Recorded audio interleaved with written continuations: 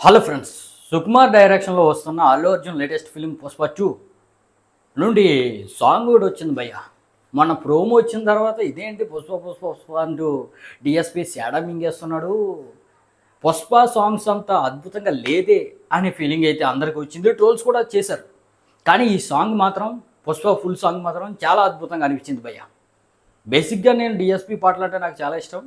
మరి ఆ ప్రోమో చూసి నాకు నచ్చలేదు, కానీ ఈ సాంగ్ చూసాక మాత్రం చాలా అద్భుతంగా అనిపించింది.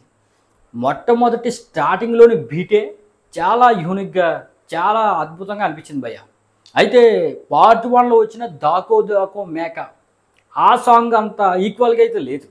ఆ సాంగ్ 100% అనుకుంటే ఇది ఒక 90% మ్యాచ్ చేసింది అనమాట.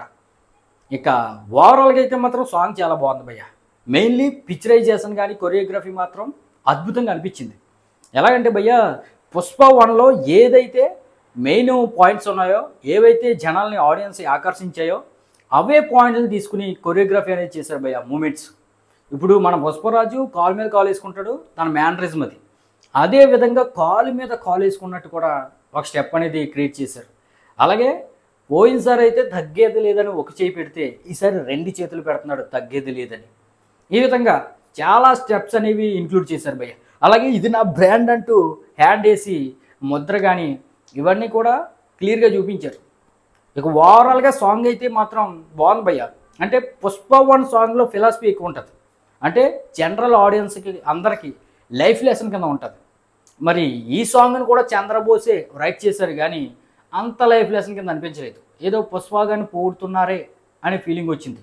కానీ పుష్ప గారిని పొగిడినా పర్లేదు, కానీ చరణంలో వచ్చే ట్యూనింగ్లో అంత యూనిక్నెస్ లేదు భయ్య. పల్లవి అండ్ అనుపల్లవి ఈ 2 బాగున్నాయి.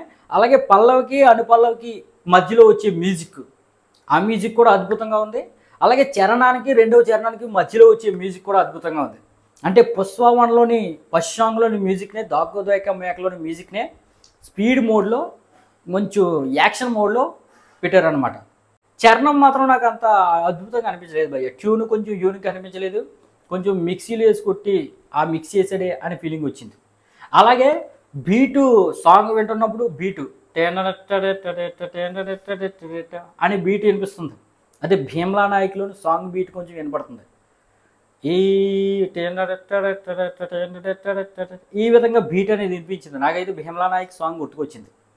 ఎనీవే దానికి దీనికి సంబంధం లేదనుకోండి, ఓవరాల్గా సాంగ్ అయితే ఇంప్రెస్ చేసింది భయ్య, బాగుంది. ఇక కొరియోగ్రఫీ అన్నీ బాగున్నాయి. ఇక 3D ఎఫెక్ట్లు కూడా పెట్టారు. మీరు కానీ బడ్స్ పెట్టుకుని చూస్తే భయ్య క్లియర్గా గుర్తించవచ్చుదని. 3D ఎఫెక్ట్స్ సాంగ్లో బాగా పెట్టారు, బాగా అనిపించింది. నేను హిందీలో కూడా విన్నాను, హిందీలో కూడా బాగానే ఉంది. మరి ఈ సాంగ్ మీకు ఎలా అనిపించింది కింద కామెంట్ చేయండి భయ్య.